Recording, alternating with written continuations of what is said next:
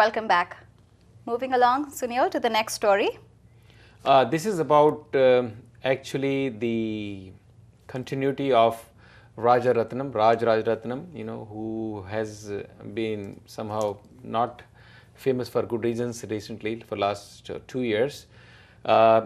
This person with him, Deep Shah, who was in the credit rating agency Moody's and actually now has kind of run away from here. He's in India, supposed to be. He has been fined $34 million for his role in this whole scheme, which Rajaratnam was involved. And Judge Jed Rakoff in the US District Court for the Southern District of New York ordered that Shah was liable to pay $24.6 million and fine and $9.9 million in restitution plus interest. Right. And what happened is this guy, Deep Shah, who was essentially with the Moody's for the lodging industry as an analyst, he connived with another person called Rumi Khan. And he gave him the insider information about the acquisition of Hilton hotels by Blackstone Group and then later in the March 2007 acquisition of Kronos by Hellman and Friedman. So what Rumi Khan would do, he would trade on the basis of the tips that this character was providing him and obviously make the gains, and in return, split the spoils out of it with Deep and Rajaratnam. Of course, Shah is missing. He's kind of left Moody's in 2007 and I think in 2008 he ran out to India and he has not even responded so far. He has failed to appear, answer or otherwise defend the Securities and Exchange Commission's action. That is what the commission is saying, which is gross, which is serious. That will be very, very serious. But on the other hand, Rumi Khan has pleaded guilty in 2009 to criminal conspiracy and securities fraud charges. So I guess everybody has to pay for what they do. Absolutely. And Rajaratnam, who is now waiting, I think his judgment is due in May. He was kind of very clearly passed on for 24 and a half, maximum term of 24 and a half years when he's supposed to be sentenced to jail next month. Very, very unfortunate. What a glorious career. Tons of money these guys made. And I don't know what goes on in their mind to make that extra small buck by playing games with the institution they continue to work with. Yeah, it may be a simple matter of trying not to get caught, but well, you never really go scot-free, do you? Absolutely not. And this week seems to be a very difficult week because most of the stories that are here are all related to fraud, scheming, jail, sentence. Here is another character, Arvinder Singh. Oh yes. Now Arvinder Singh came to America on a business visa and then he got his green card, opened a convenience store. He's living nicely. Suddenly, I don't know from where it hits in his head that he starts selling cough syrup containing the banned substance ephedrine. Now this ephedrine, what is interesting is it is actually used to manufacture the drug methamphetamine. And on the other hand, this guy who is selling this illegal substance says he is an informant of FBI. I mean, how do you connect the two things? And he says he was being given checks by FBI and he happens to be a Sikh. He was asked to go become friends with the people in the mosque and give them those checks. And trace where the checks The go. idea was that FBI will trace where these checks go and who is the real beneficiary out of it, where does this money go. Right. So while he's claiming he's an informant, he helped FBI and in return I think they were going to bail him out, but here he's going to be clearly deported. Absolutely. I have no idea what hit him to get onto something like this, but here is the end of Mr. Arvinder Singh and who claimed to be like an FBI informant. Let's go to the next one.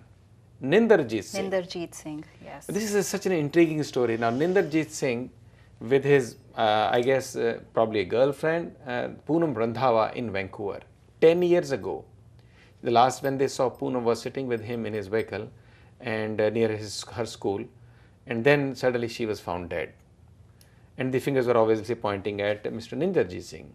He completely disappears from there and he could not be found anywhere.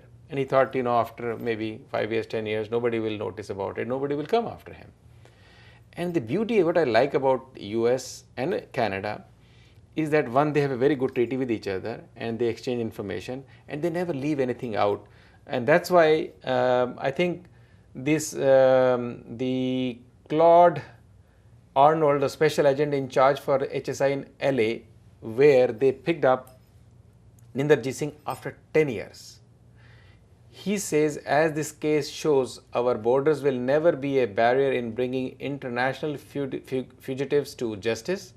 And our goal is not only to ensure that violent criminals are held accountable for their actions, but to protect law-abiding citizens here and around the world.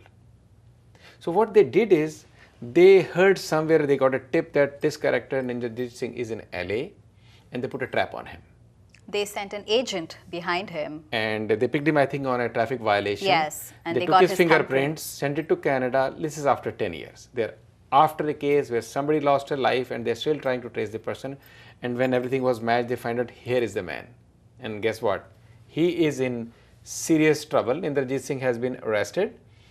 And, you know, his dreams of thinking that he will never be picked up are gone. And I think now he'll have to face the music for what he did.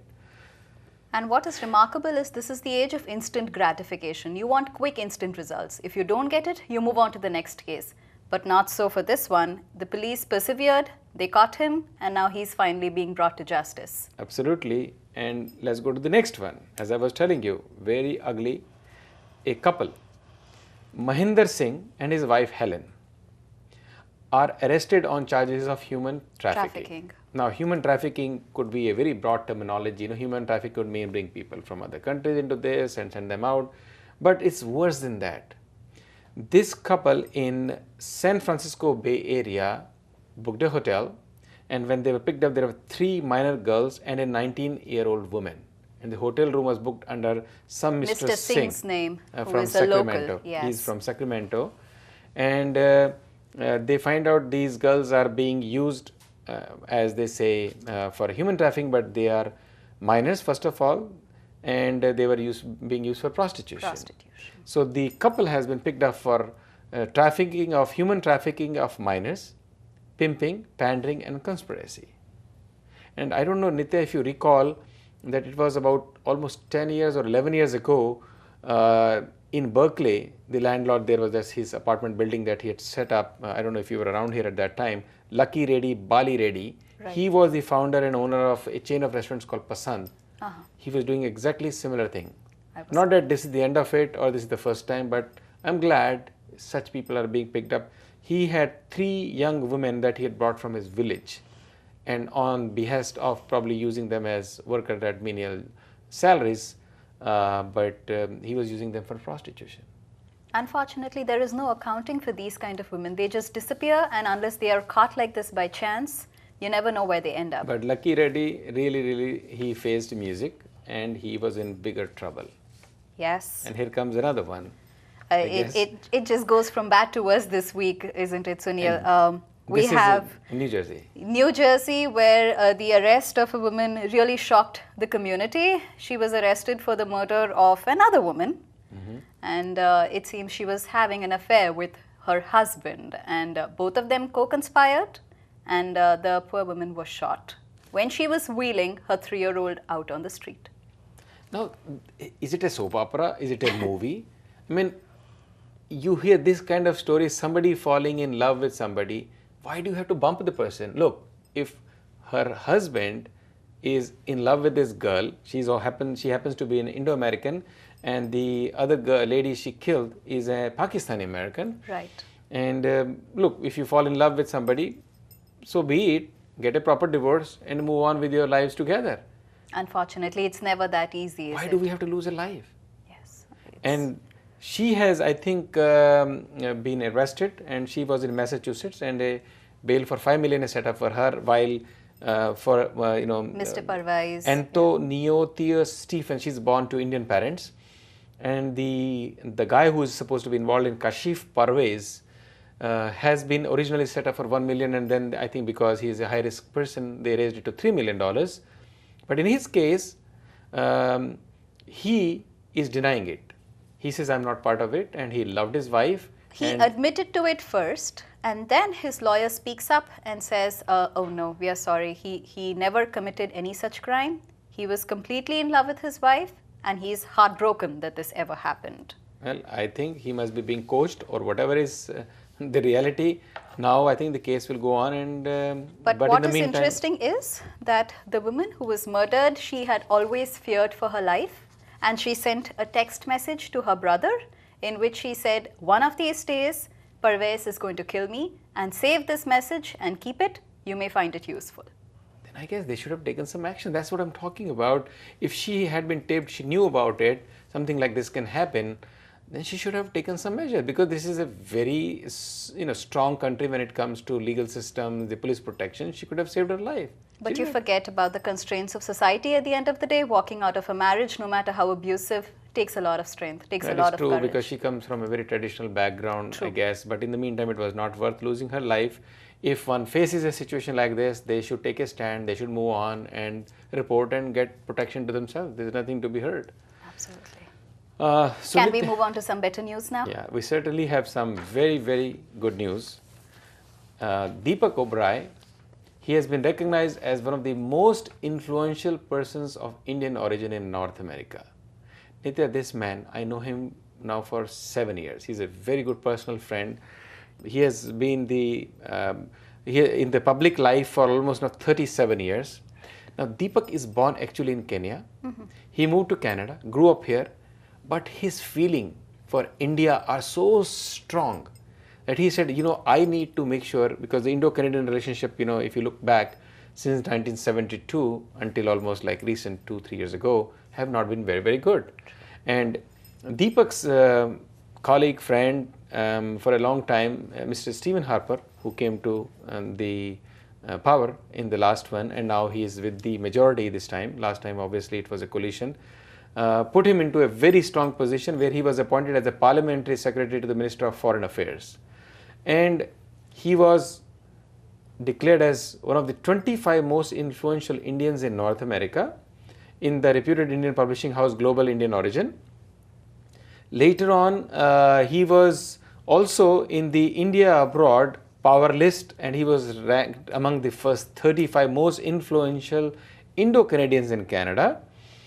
And Deepak's, I took him out for lunch when we met 7 years ago. Since then, we have met many, many times. He's a great friend. He's been a great influence for us, our community. And it's not just Indians. Actually, he favors for all South Asians over there, because he knows that they are very contributing by nature.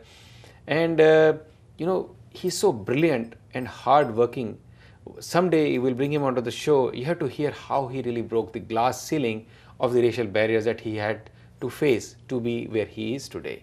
It's not been that easy, and rightfully so. The government of India presented Deepak last year, I think, with the prestigious, as they call it, Pravasi Bharatiya Samman, the highest honor for a civilian living abroad, which is conferred by the president. In that case, was President of India, Pratibha Dev Singh Patil. Congratulations to Deepak. We hope he continues doing the good work that he's been continuing between the two parts of the world and building the greater relationship between these two democracies to make it a stronger bond. Hold that thought, Sunil. We'll go for a short break and be right back. Don't go anywhere.